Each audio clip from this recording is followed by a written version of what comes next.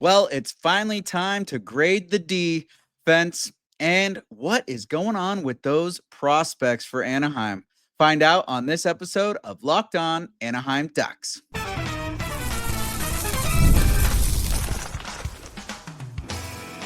You're Locked On Ducks, your daily podcast on the Anaheim Ducks, part of the Locked On Podcast Network. Your team every day. Hello and welcome every day. Thank you for making Locked On Anaheim Ducks your first listen every day. Part of the Locked On Podcast Network, your team every day. I'm Kyle Carr. I'm a lifelong Anaheim Ducks fan, and I've spent multiple years covering collegiate sports, including college hockey. But today we are talking Anaheim Ducks. We got a little update on the prospects and what's been going on with those young gentlemen as the finals for all of the Canadian hockey leagues are starting to approach us. And then we've got a couple grades to give out. Drew Helleson and Jacob Trouba. We're going to start off with my man, Troubs, the Trouba train. This guy, he has definitely found himself a home in Anaheim. And I think he was the second best defenseman on the Anaheim squad this year. First off, Jackson Lacombe, obviously. But let's look at the numbers for Jacob Trouba this year, and then we'll get into just how spectacular or not he was. He did play 53 games for Anaheim as he was traded there kind of at the mid-beginning of the season. He played about 20 games with New York before coming over to Anaheim. He had 1 goal, 7 assists, 8 points. These are only with Anaheim, didn't include the New York numbers because they don't really matter for us. And he had 44 penalty minutes, 0 power play goals and assists, 0 shorthanded goals and assists, 0 game-winning goals, and none in overtime. And he had 65 shots with a shot percentage of 1.5%. He did not take a single face-off. He had 125 hits, 140 block shots, 23 takeaways, 23 giveaways, and a total on-ice average game played of 20 minutes. Even. So this is a guy who came over everyone knows who the Trouba train is if you've been following hockey for a little while. He was the captain out in New York, and there was just kind of a lot of drama going on in New York and with what was happening with his play style. And there was a lot of people that, the analytics group that, they look at every little number and digital stat, whatever. He wasn't really looking good. People claim that he was an offensive black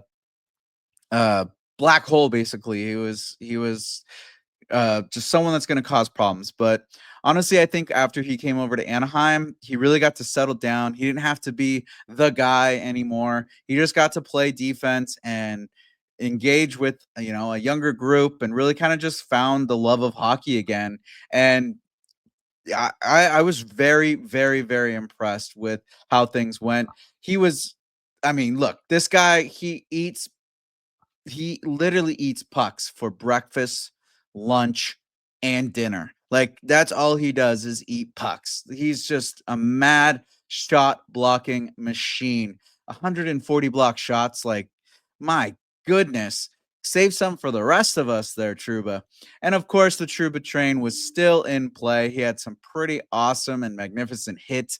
But I think because he wasn't having to be that guy and having to spark the team as the captain and get guys engaged, he was making a lot more heads up, smarter hits. And when he was landing those hits, they were clean, they were big, and they would get the team going. But it wasn't like he's trying to drag the men into the fight like he was in New York. He was just playing solid defense. And yeah, there was a few times that he had some hiccups that led to some turnovers or led to some breakaways that ended up in the back of the net.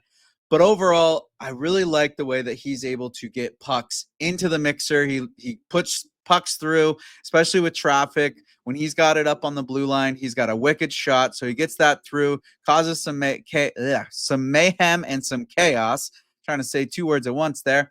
And He really is pretty solid at keeping it at the blue line. Whenever the Ducks have the puck in the offensive zone and they've got the D hemmed in for a little bit, he's one of those guys that's able to keep the blue line, keep the puck in play, and just brings it deep or gets a shot towards the net into that mixer. So really like the way that he just applied himself to this Anaheim squad.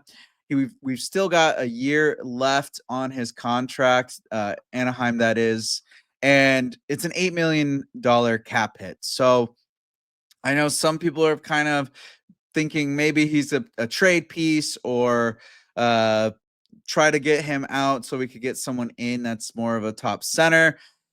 If he does get traded out, that does make space for some of these younger cats that are down in San Diego, as there's a lot of defensemen in the pipeline for Anaheim.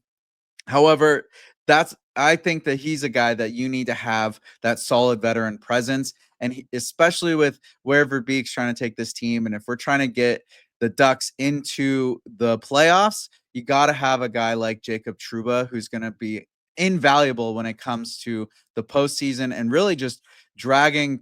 Not, I know I just said he doesn't have to drag the team, but for helping Anaheim get into the playoffs in general. Now that he's established with the team, he's not dealing with the drama from New York. He's been here. He's got a year solid with Anaheim left.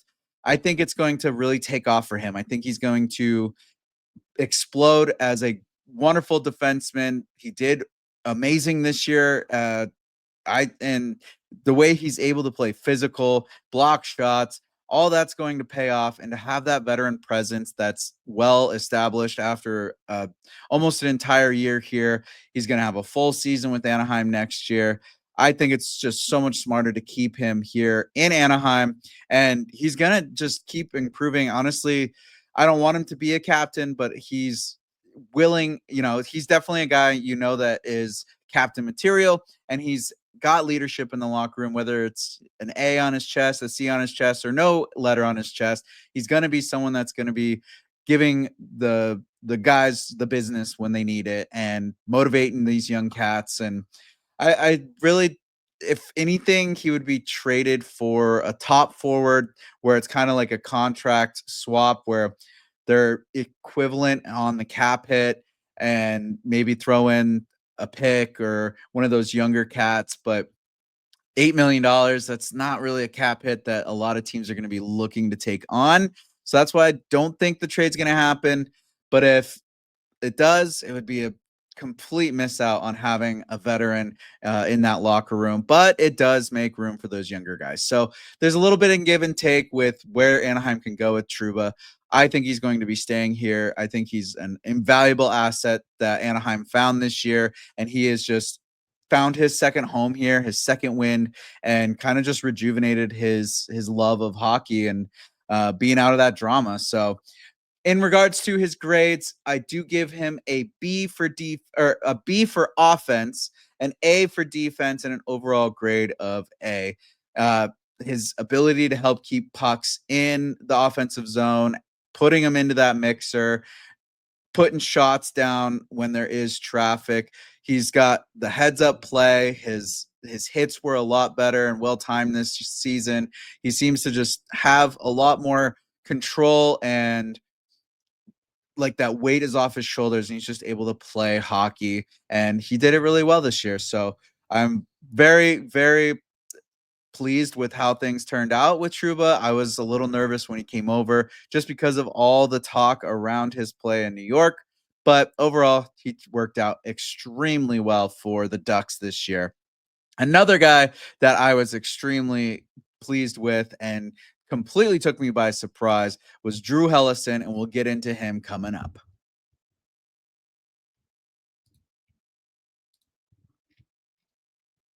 Are you looking for a snack that's both delicious and nutritious? Crack into a good source of protein with Wonderful Pistachios. Wonderful Pistachios is one of the highest protein nuts. Each 1 ounce serving has 6 grams of protein, giving you over 10% of your daily value. Plus, they're packed with fiber and better for you unsaturated fats to help keep you feeling fuller longer. The no shell variety of wonderful pistachios is my favorite snack. I can go whenever I need to have a pick me up. I got to get some food in me. I got to get some protein. I got to have some food that's going to sustain me for a little while. I grab a handful of the no shell wonderful pistachios and I'm good to go. So make sure you get snacking and get cracking with the snack that packs a protein punch. Visit wonderfulpistachios.com to learn more. Now we're back and we're going to dive into Drew Helleson. This guy, I have to tell you right now, he earned himself a wonderful contract with Anaheim after his performance this year. He's a restricted free agent coming into the next season, and I think he's definitely earned himself a nice paycheck with some term after the season he had this year. This was his technically second season, but last season he only played 3 games with Anaheim. He was drafted by Colorado, but eventually through trades, he ended up with Anaheim. And I just completely pleased with how this season went with him. He had 56 games played, 4 goals, 9 assists for a total of 13 points. He was +6 in the plus minus. He was 47 penalty minutes, 0 power play goals, 0 power play assists, but he did have a shorthanded assist, but no shorthanded goal, and a game-winning goal that was not in overtime, though. He had 63 shots with a shot percentage of 6.3, and he took 0 faceoffs as well. Usually those D don't do any faceoffs. He had 99 hits, 73 blocked shots, 17 takeaways, unfortunately 47 giveaways, and a total on ice average for game played at 16 minutes and 21 seconds. So seeing some pretty good minutes, being he was mostly on the third pairing for Anaheim for when he was in the lineup. What is crazy is he led all Anaheim defensemen in the plus minus column at +6. That is phenomenal. The only for him being on that third line, that third pairing, which is usually going out against top forwards, they're getting kind of worked out there, especially if it's an away game and they're out on the ice, the home team's going to try to put the top forwards out there against that bottom pairing. But he did pretty well out there, being +6, leading the defenseman. He had a lot of speed. His ability to back check was great. He just really showed up as this young cat coming into the league. This was technically his first full season. Yeah, he only played 56 games, but that kind of went with the in and out of the lineup especially when Dumoulin was still with Anaheim, with trying to get Minchikov in and trying to get Zellweger in, and the way that Cronin was doing the weird not playing stuff throughout the year. That's kind of why it wasn't a full 80 or 70 plus game season for him. But with how it went this year, he's definitely going to be getting a lot more playing time next year and in the near future, probably the next couple of years, if he can get that contract. He was not the most physical player. 99 hits, not bad, not great. But it wasn't really kind of his play style, and it'll come. He's still getting used to that NHL play pace and how to really use the body in the right way. And having guys like Trouba teaching him the way and teaching him the ropes is only going to help out for him. And I definitely expect a lot out of him. He played mostly with Olen Zellweger this year, and that's kind of where the offense was taken from. Is he's passing the puck over to Zellweger. Zellweger had like 138 shots or something. We'll get into it when we get to his grades, but he was way up there in the shot counts, whereas Helleson's a little bit lower because Helleson was more of the defensive person in the pairing, whereas Zellweger is more that offensive guy.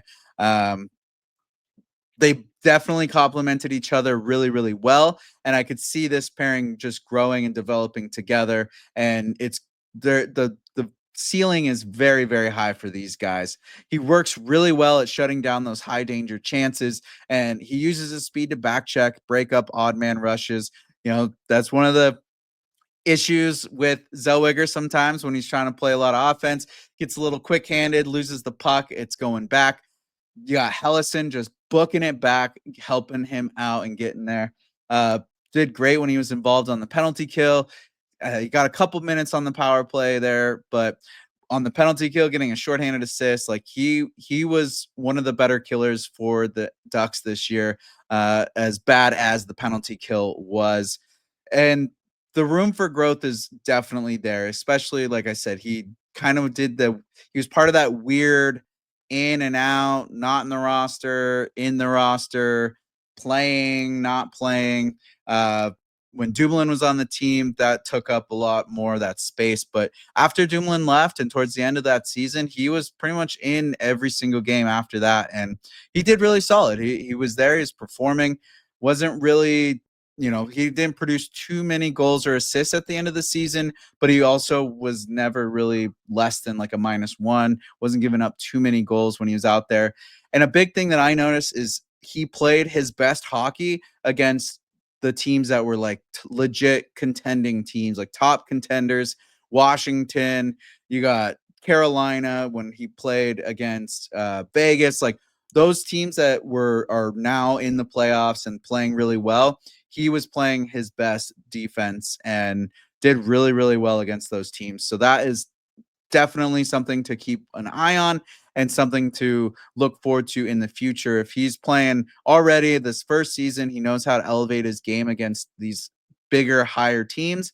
It's just going to keep going up. And especially if the Ducks get a coach that really knows how to develop the defenseman and utilize the penalty kill in a better way and utilize these guys in a much more I don't know, I don't want to say profitable, but a much more successful way of getting points. There's so much that this guy can do, and it's kind of crazy. He really became like a really big fan favorite. I saw a lot of people excited about him. A lot of fans out there were getting Helleson jerseys. There were people with Helleson signs. There were people that all over Twitter that are just calling him the bet. Like they love him. He definitely earned his stripes out here in Anaheim, and I really think that the Ducks are going to keep him and give him a nice contract.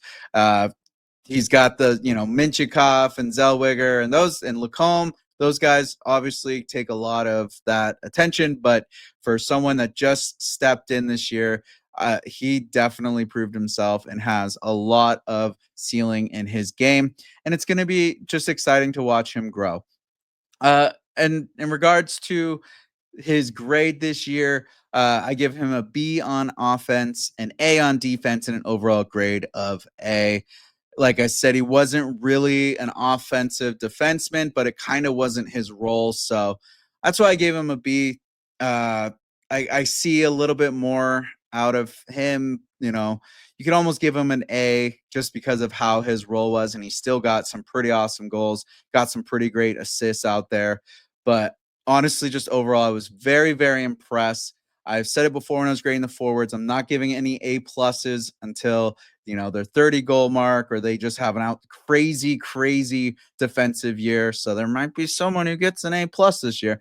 But overall, very, very impressed with the way that Helleson played, and I cannot wait to see his time in Anaheim. And his ability to be a bottom four defenseman is something that Anaheim's going to need, because you need to have those depth players, and he definitely proved he can be that depth. Woo, that was a mouthful. But we got to get into what is going on with the prospects. The chain is just phenomenal for Anaheim. Look at it. We got Helleson coming in. We've got all these young defensemen going on. But what is going on with the prospects that are out in the CHL, the Canadian Hockey League? The finals are coming up, and there are two of Anaheim's players that are looking very, very good out there. We'll get into that soon.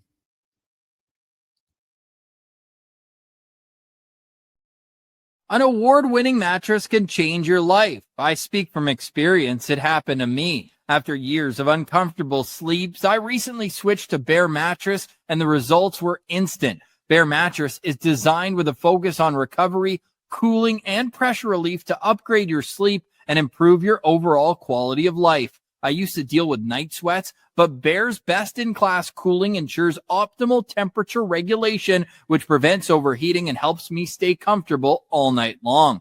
Bear offers a wide variety of mattresses, but to get the right one for you, take their sleep quiz that matches you to your perfect mattress based on body type and sleep preferences. Go to bearmattress.com and use promo code LOCKEDONNHL at checkout to get 40% off site-wide. This offer is not available anywhere else. You have to use my promo code on the very last page of checkout to get this discount. That's bearmattress.com. Use my promo code LOCKEDONNHL to get 40% off site-wide. Bearmattress.com, promo code LOCKEDONNHL.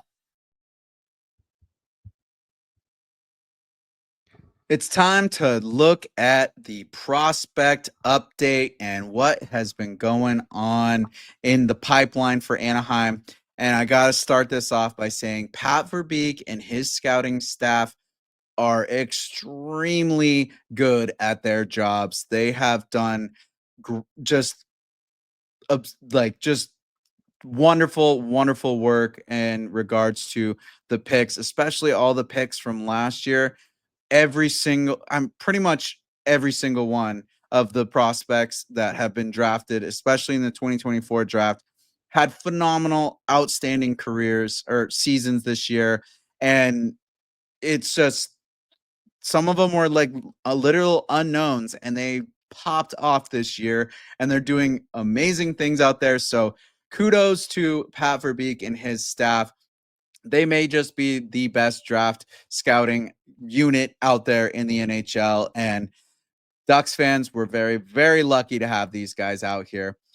But two guys that I need to talk about are in the OHL and the QMJHL, which is part of the CHL. So the OHL is the Ontario Hockey League. The QMJHL is the Quebec Major Junior Hockey League.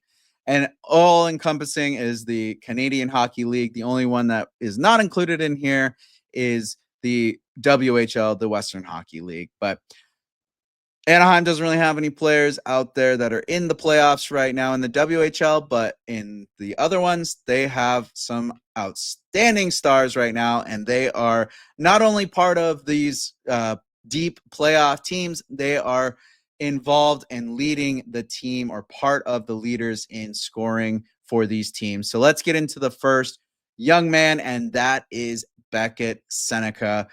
The surprise third overall pick last year, oh my goodness. Well, that's the face that everyone has been making watching him play this year.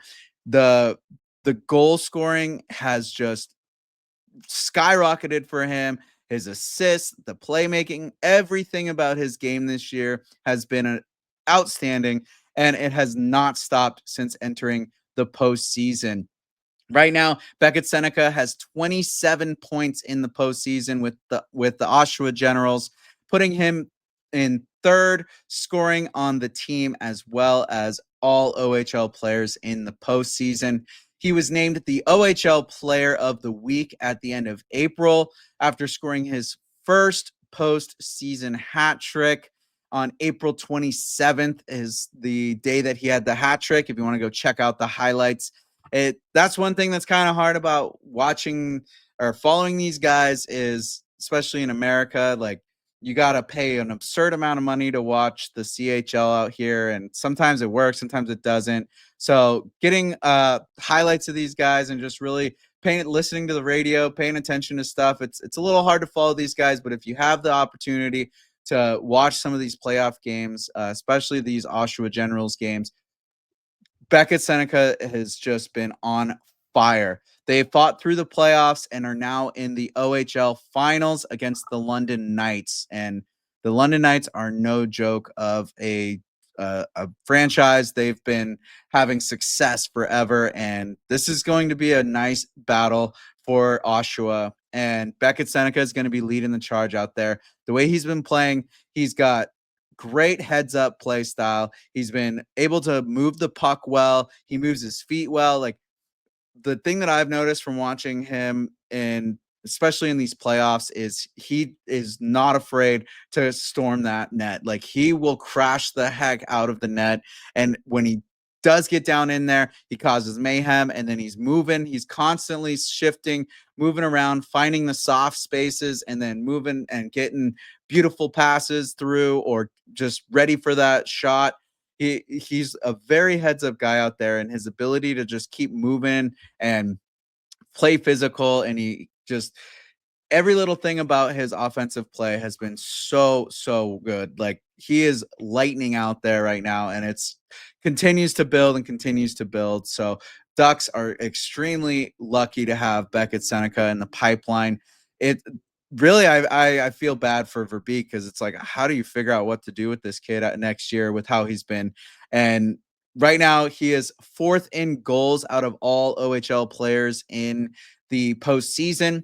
And like I said, he's been playing extremely well with a lot of pressure out in front of the net, and just his ability to move and continue to move and continue his momentum.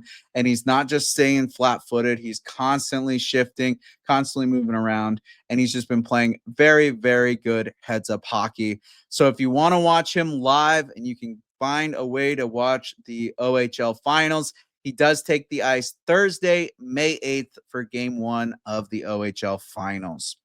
And now for another player that's been doing really, really well out there, that's part of the Ducks prospect pool, we got Alexandre Blais. This guy, he's out in the QMJHL, next door to the OHL. And he is playing for the Rimouski Oceanic, and they also are in the finals, but for the Q.